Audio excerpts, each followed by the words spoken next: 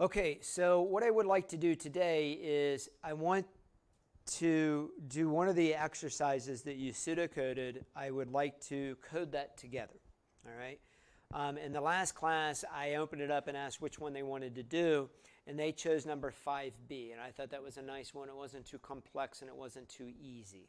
So what we're going to do is pull up your pseudocode for number 5B. If you don't have that pseudocode, I guess you're going to have to do it with us. And we're going to write it up on the board so we have something to follow along with. And then we're going to code this one together. Now, why are we going to do this? Well, I'm going to select 5 or 6 of those end of the chapter programs that you had to create, those pseudocode programs, and you're going to have to actually translate them into Java. I'll give you like a week or so to do that, so you want to do one a night, but I thought it'd be nice if we did one together. All right?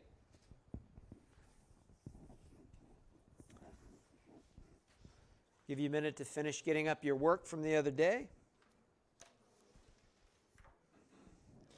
I would like to comment that two things. I can't grade something if you don't turn something in. That's kind of one big important thing. And B, you can't get a grade if you're not turning stuff in. Right? You're going to get like a 0. This experience is A, chosen. Right? You chose to be here. You're all 18. You're all adults. And B, it's costing you a shitload of money. So take advantage of it, right? I'm here to teach you. I'm here to learn. So I'm helping you out. Think what those guys showed you in Ori. That's some pretty cool stuff. And if they had more than 6 weeks, in addition to all the other ton of work that I gave them, a lot of that stuff would be a lot more polished. You can start doing that in a very short amount of time. You can start seeing results, but you have to do. You have to embrace this stuff, all right?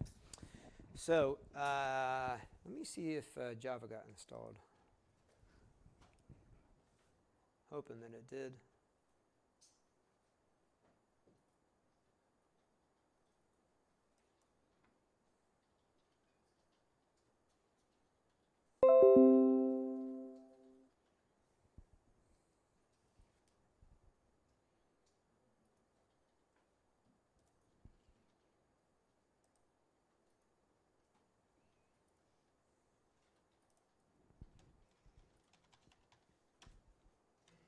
What are you at? You're 903, right?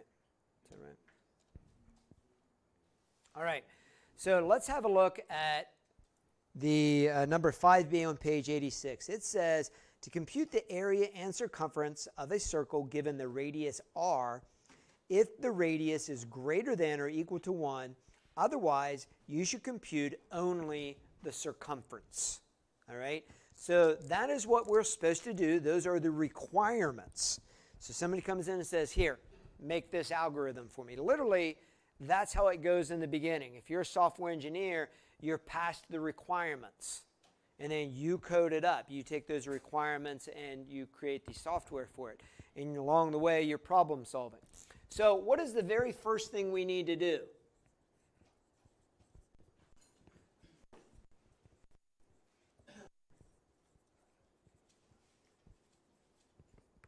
First thing we got to do is we got to understand the problem. Very first thing we do, we got to understand the problem. So to understand this, they didn't tell us how to calculate area. They didn't tell us how to calculate circumference based on R. So I don't know about you all. I took calculus 2, 3, which was almost 30 years ago. Trigonometry was definitely longer ago, along with pre-calc and everything else. So I can't remember what the formulas are for this. So what is the formula for area? Pi r squared. Now, that is also pi times r times r. Right? What's circumference? 2 pi r. Thank you. Or 2 times pi times r. Everybody good? All right. So we understand the problem. It's a very simple problem to understand. It's something we've experienced.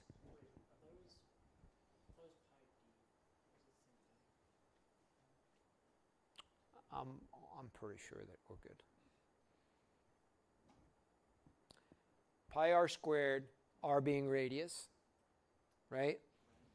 And 2 pi r being radius, and pi being what? Right, so that's the other piece we need to remember is what is pi, and pi equals 3.14. We could keep on going, but 3.14 is fine. But this also brings me back to something else. Do you remember I mentioned these things called libraries? Do you remember that in my videos? What's a library? You're right. What is a book? It's information. It's a resource, right? And it supplements what you're doing. See, he was being a smartass, and he was right. He's like, shit, right? So a library in Java is an additional set of resources. But the reason we don't go in and include all of the libraries that are available to us in Java is it'll make our program really big. We include a library, we get all that code in. If we don't use it, it just makes our program big. If it's big, that means it takes storage space, and oftentimes it makes it slow. So we're selective of what resources, what libraries we check out. Now, the reason I mention this is pi is actually in the Java math library. And so is cosine, sine, tangent, and a whole bunch of other stuff in that Java library. But for us, since we only need pi, we'll just remember that pi is 3.14. Right? Everybody good? Understand? So, with that being said, we understand the problem. Let's actually start writing our pseudocode. So I've given you enough time to pull up your pseudocode that you turned in the other day. Pseudocode, we're not ready to code yet. Stop. Stop. We're not ready to code yet. So what's the first thing that we do? All right, can I say input? Right? Because I want to remember that IPO right now. Eventually, you don't have to write input, process, output. You'll get to a point where you're like, okay, this is where I'm input, this is where I'm processing, so on and so forth. Matter of fact, those will actually be objects that you call upon to do these things for you. But right now, we're going to do input. You said get. I say we got to do something before that. We got to print. What do we need to print? Print, please enter R, because it's nice. Because I'm being nice. If you don't want to be nice, you can just say enter R, exclamation mark. Bolded, underlined, shouting, all caps. But it wouldn't be wrong. No, it wouldn't. It wouldn't. No. As long as you're conveying what you're looking for, that's fine.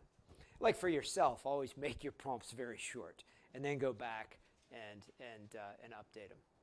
Okay, you don't have to. Probably won't have a job, but you don't have to. So what do we do next? Yeah, so now we're going to get R, and I'm going to underline R. I want to come back, and we're going to identify what our variables are in our program and what data types we want to use for them. So after we've input, now we're going to do what? Well, this is input, and then we're going to do what? We are, but what is this part of our program going to be? It's going to be processing, and it's also going to be output in this particular case. Now, let's focus on the processing first. All right? What are we going to process?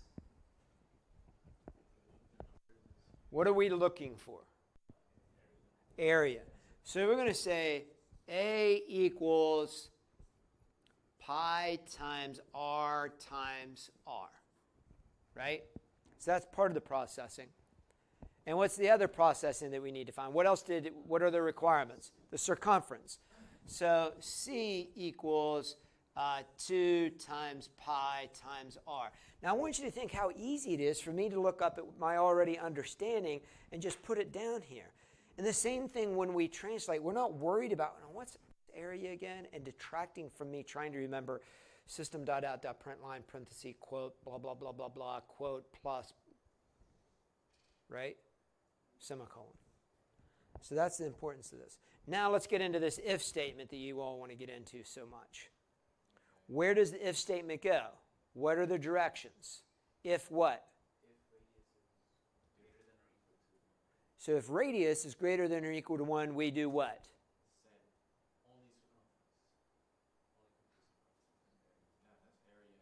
Yeah, it's area and circumference for greater than 1, right? And then else it's what? Then just do circumference. So this is where the output's going to come in. So we're going to do if r is greater than or equal to 1, do the following. Compute this, and then print your area is A.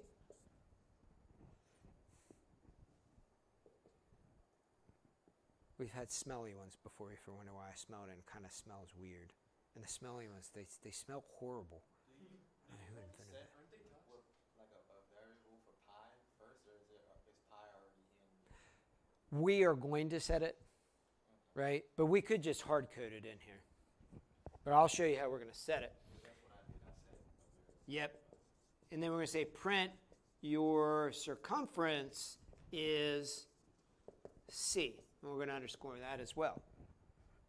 And then we're going to end that portion.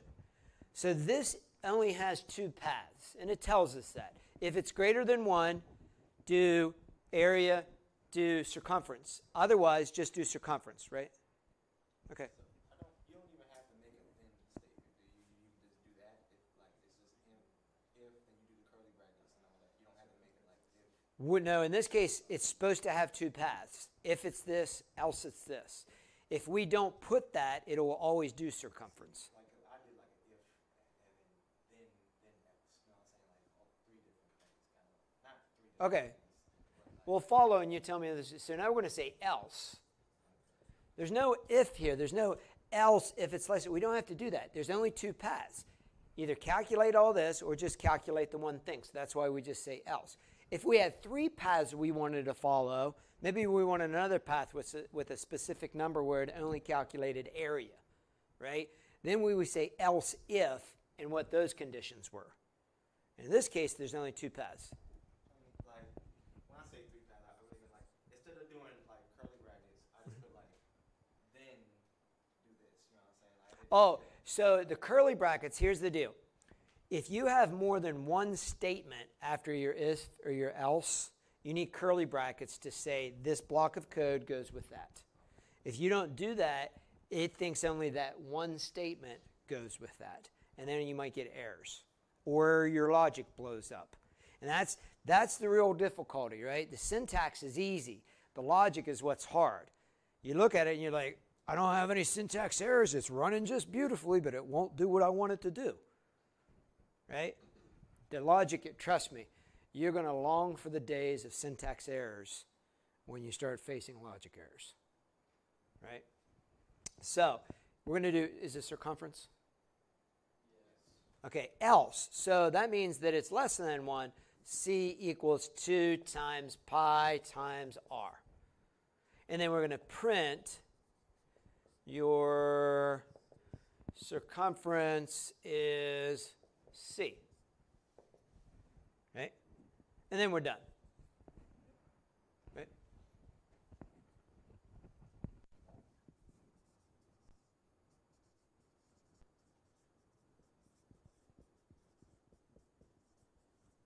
Okay, one last thing before we start translating this.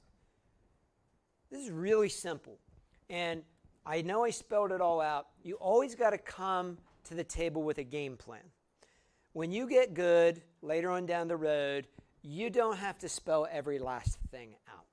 I get that. right? But there's some things that you think you don't have to spell out, but you probably should. For example, what are my prompts actually going to say?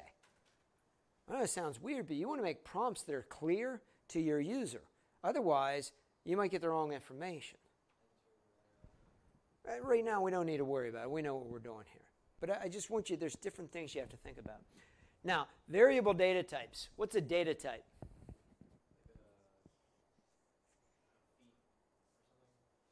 What is it?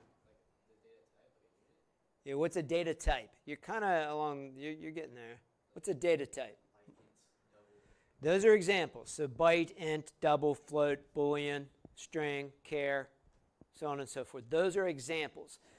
But a data type is a, I lost my train of thought.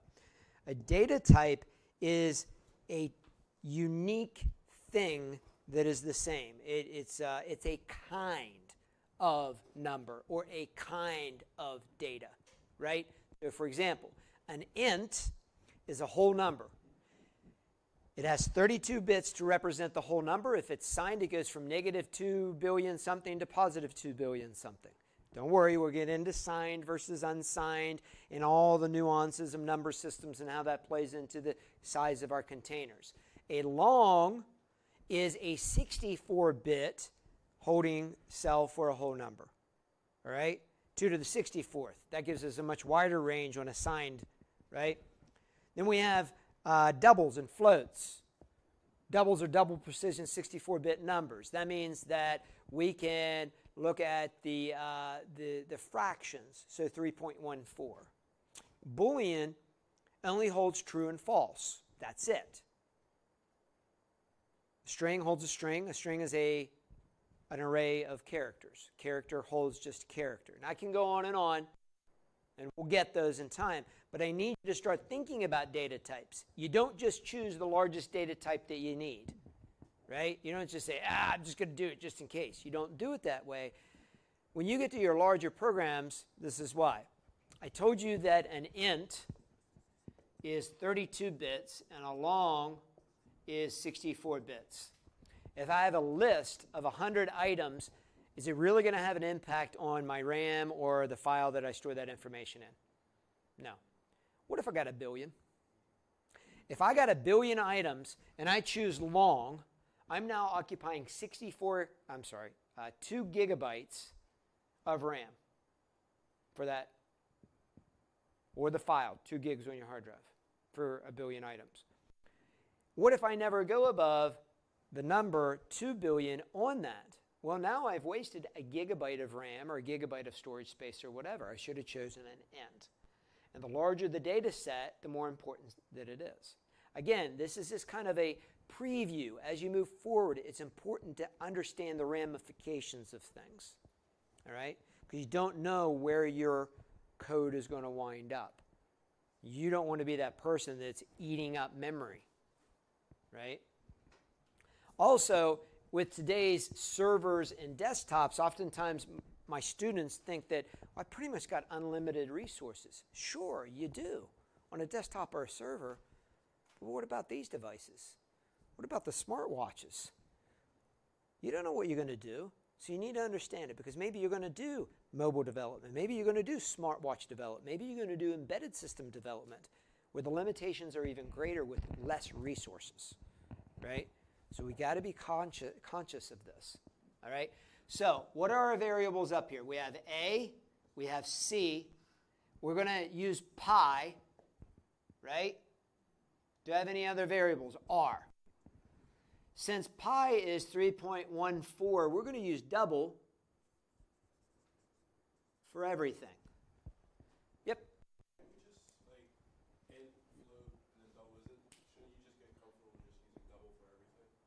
No, because double takes up more space than int does. Yeah, there's double, we usually just use double, and we don't really use float anymore in Java, right? Because float is it's more efficient, the way that they have that object created. Because believe it or not, variables in Java are actually objects. So, weird, but they are. So yeah, we're just going to go ahead and use double. You don't want to just say, I'm just going to use for the exact same reason. I'm not just going to use double for everything. By the way, those of you that weren't taught by a classically trained computer science professor, I bet they actually told you that. Nope. No? Good. Michael, what were you taught? I'm curious. No, about data types to use. Oh, okay. So they taught you pretty good about that then. Yeah.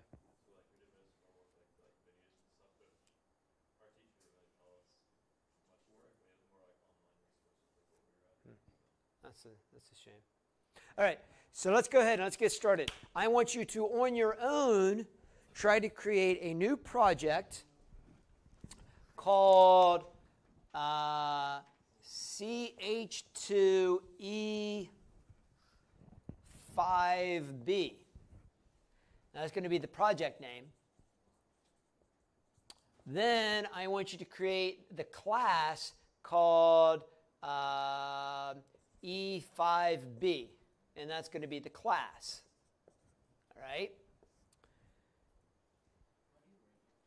And then don't forget to check on, static, the main. Don't forget to put in the main method. Got it? CH, Chapter 2, Exercise 5B. Absolutely. If you want to use your laptop, you're more than welcome to use your own laptop. Right? Now, I'm going to give you a minute to do that on your own. Should you need help, you may ask your neighbor.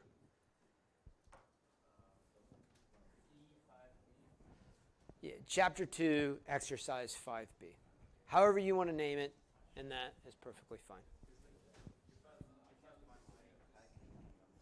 Up at the top, click on Window, and then go to Show View. It's called the Package Explorer. There you go. Boom! By the way, this IDE, you're going to lose windows. You're going to accidentally hit keys. Always go to Window, Show View, and then you just have to click around until you learn what each one of the windows is. Typically use your Package Explorer, your console you'll lose sometimes. And it's the little shortcuts that you accidentally hit. There's a whole ton of shortcut keys. And you accidentally hit them and you don't realize you hit them. So.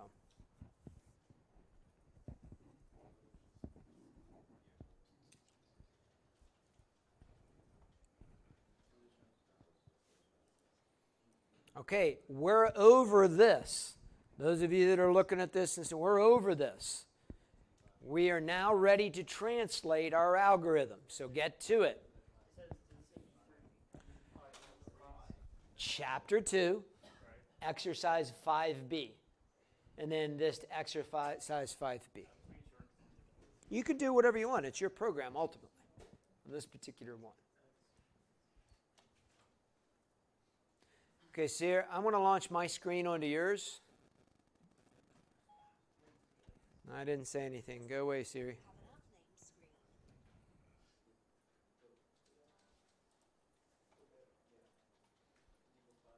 How many people that have echoes are going to go home and create your own skill? Anybody? You're going to go do it? You can easily do it. If you use the blueprint stuff, you can easily do it. It's kind of cool. Okay, here comes my screen. I know we only have 9 minutes left, but we'll easily get this done. Take my screen, move. What's that? Take my screen, move it off to the side.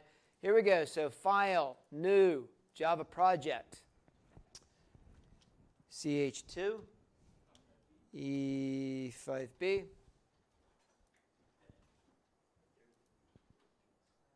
New class. And this will be E5B, public static void main. You're going to do this for every single problem at the end of chapter. Well, not every single, every one that I assign you. All right, you're going to make a new one. What? I would. Right now, I would, because if you lose those brackets, you don't know enough to quickly be able to resolve it. So you end up wasting like a half an hour.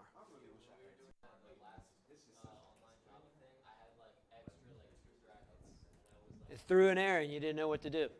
Yep. That's why right now immediately go in and say end main method. It only takes 2 seconds. End class E5B. Right? All right.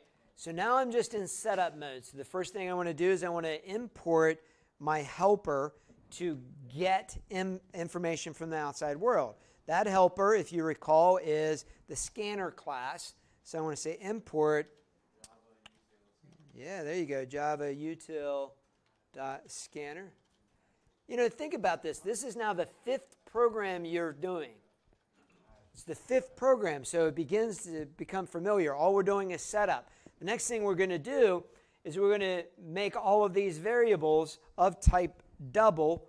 And we'll do that after we instantiate our object.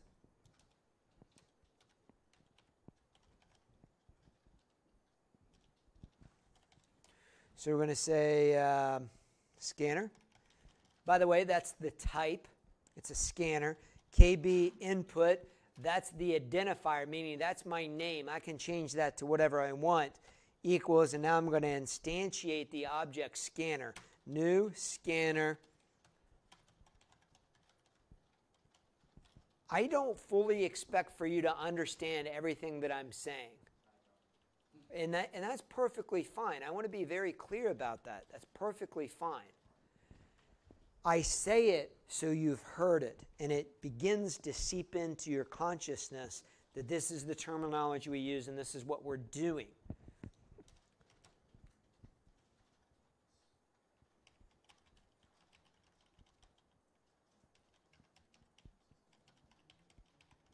So here we're going to initialize and create our variables. I got several of them. I want to say double right now. Still do double A. If you know how to do inline declaration, Michael or anybody else, feel free. So I'm going to do double A. I want to do double C. And then I want to do double R. Now the next one, I want to initialize it. So I want to say double, and I want to say pi equals 3.14.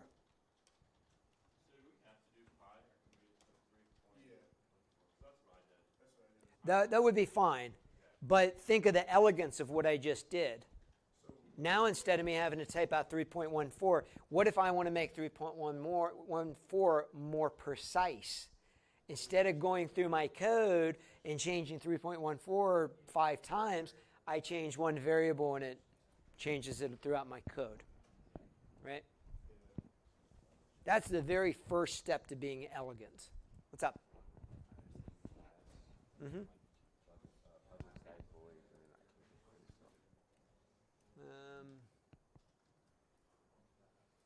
It says that it already exists. So change it, put a 1 at the end of it or something. Well, hold on. We're going to keep on plowing through. You can go back later and check this out. All right, so input. How do I translate? There's nothing up here that you don't know. There's nothing that we haven't covered before. How do I translate the print statement? Yep. There will be one new thing. I take that back. There will be one new thing. Please enter radius. How do I translate get R?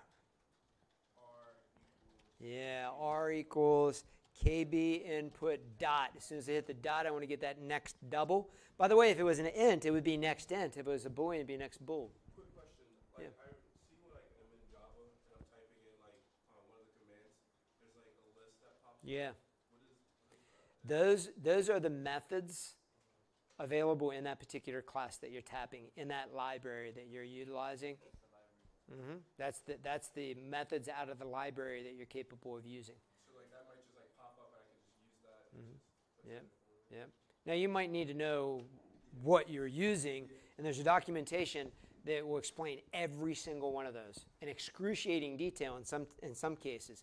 And on top of that, it will also give you examples typically. So that's input. So now we're going to do process / output. All right? So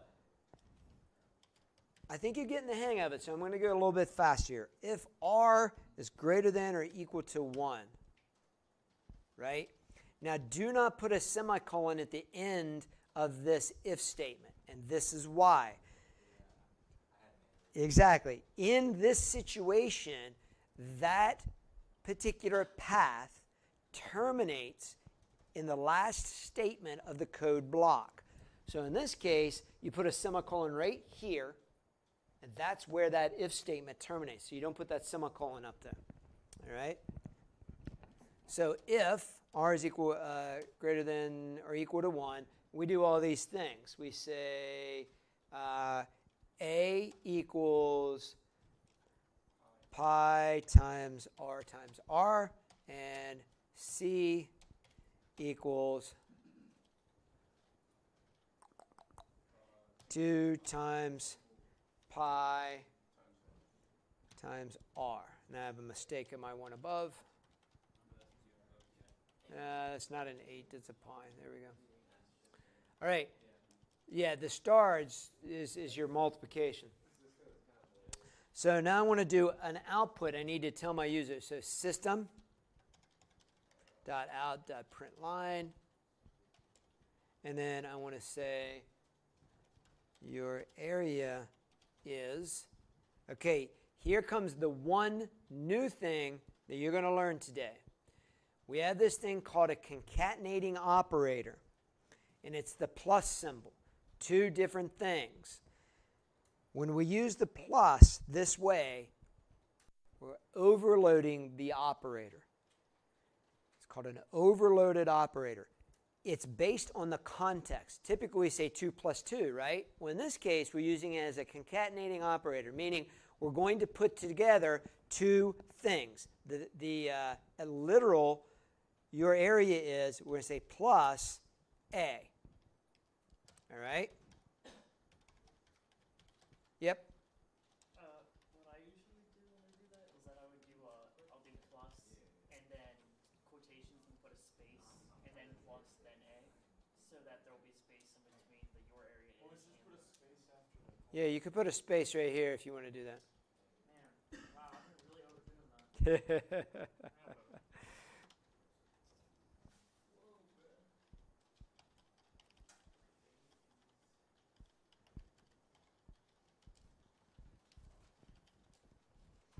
And as you can see, those of you that have programmed before, we come up to speed pretty quick. Keep in mind that you've programmed before. I get it. You know some of this stuff, but also pay attention to the other things that I'm saying. So else, and by the way, we could break this apart into processing and output, two different things if we wanted. But in this case, we're going to say system, I'm going to copy and paste. I'm just going to copy this because it's just circumference. Right? Yep. You really should go ahead and type this back in, but I want to walk around and see if anybody needs help. And then I'm going to run it. Everything goes well. Enter radius of 2. Radius of 3. Inner radius of 0.5. Yep. It's looking good for me. All right. Yep, good job. Coming along. Good, good, good. Michael, I'm not worried about you, so make sure you raise your hand if you need anything, okay?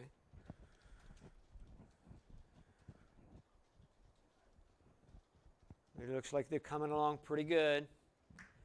So we learned several new things, but we're becoming familiar because I'm having you redo these small projects over and over. That's what we need to do. We need to get to a comfort level. There's a certain level of comfort I want you to get to. You good? All right. You good? Good? Finding it? You tracking it down? Plus. Right there. Yep. I think you accidentally hit. And then get rid of the equals. So.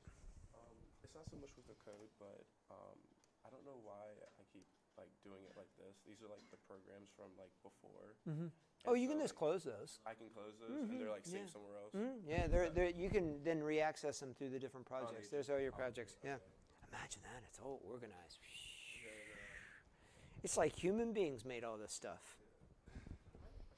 Yeah. Is there a way to like actually use the full value of pi? Yes. You could, well, remember, pi is a rational number, right? So it goes on forever. But you could, if you want something more precise, you now could make that bigger, 3.14526, or whatever it is.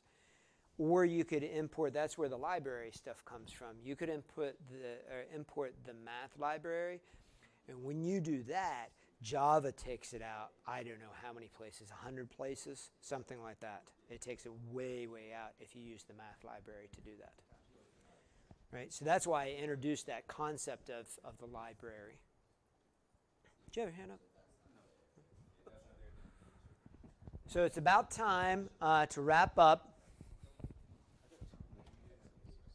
Well, let's see what's up here. So system needs a capital S. As soon as you clean that up, that might drop everything out. Print line lowercase l. Oh, it is? Yep. It's a lowercase l. You have another multiplication up there. A equals 2 pi. Pi times r times, and then you didn't put an r in. There you go. That cleans that up. Here, no, you need to put the quote right there. And then take that semicolon and put it at the end. Delete that. Yeah, let me see. Yeah, that'll clean that up. That'll take care of it. Wow. So I said this in the video, and you're all going to continue to forget that Java is a case-sensitive language. Now, where you don't pay attention to case is because of Windows. Windows is not case-sensitive, which comes back to that's why Mac is a much better development platform, is because it is case-sensitive, and it trains us to pay attention to case. All your lives, if you're a Windows user, you haven't paid attention to uppercase and lowercase. It's the same. But inside of a language, case matters. All right? Yep. It's okay. Let's have a look. It worked a second ago, and then but its semi-circumference was just quote plus a, so I moved the quotes, and then it gave me an error.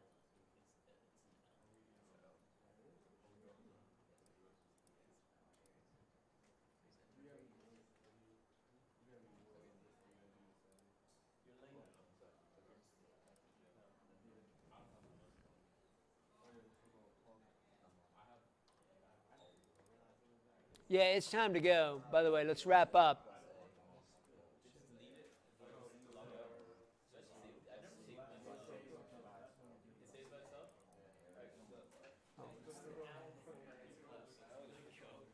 Oh, I'll put C. C. Hit C. It's a scoping issue. There you go. That did it. That's a whole other word. Scoping. Scoping issue. What's up? You got an error? Okay. Can Luis help you?